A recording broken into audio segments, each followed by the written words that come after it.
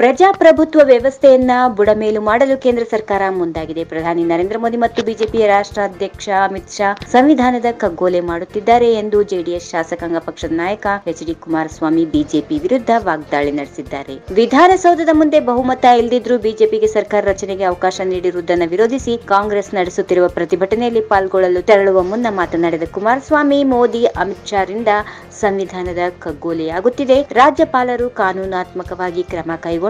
JDS Congress ಶಾಸಕರನ್ನ ಬೆದರಿಸುವ ಪ್ರಯತ್ನ ನಡೆಯುತ್ತಿದೆ. ತಮ್ಮೆಡೆ ಸೆಳೆಯಲು ಬಿಜೆಪಿ ನಮ್ಮ ಶಾಸಕರಿಗೆ ಆಮಿಷವನ್ನ ಒಡ್ಡಿದೆ. ಇಡಿ ಮೂಲಕ ಆನಂದ್ ಸಿಂಗ್ ವಿರುದ್ಧ ಇಡಿ ಛೂ ಬಿಟ್ಟಿದ್ದಾರೆ. ಕಾಂಗ್ರೆಸ್ ಜೆಡಿಎಸ್ ಶಾಸಕರಿಗೆ ಬೆದರಿಕೆ ಹಾಕಲಾಗುತ್ತಿದೆ ಎಂದು ಗಂಭೀರ ಆರೋಪ ಮಾಡಿದ್ರು. ಬಿಜೆಪಿಗೆ ಬಹುಮತ ಇಲ್ಲದಿದ್ರೂ ರಾಜ್ಯಪಾಲರು ಸರ್ಕಾರ ರಚನೆಗೆ ಅವಕಾಶ ನೀಡಿದ್ದಾರೆ. ಅಲ್ಲದೆ ನಮ್ಮ ಶಾಸಕರನ್ನ ಖರೀದಿಸಲು ಬಿಜೆಪಿ ಮುಂದಾಗಿದೆ. ಈ ನಿಟ್ಟಿನಲ್ಲಿ ನಮ್ಮ ಶಾಸಕರನ್ನ ರಕ್ಷಿಸಿಕೊಳ್ಳುವುದು ಮುಖ್ಯವಾಗಿದೆ ಎಂದು ಕುಮಾರಸ್ವಾಮಿ ಹೇಳಿದರು. ಈ ವಿಡಿಯೋ ನಿಮಗೆ ಇಷ್ಟವಾದಲ್ಲಿ ಲೈಕ್ ಮಾಡಿ, ಶೇರ್ ಮಾಡಿ, ಸಬ್ಸ್ಕ್ರೈಬ್ ಮಾಡಿ.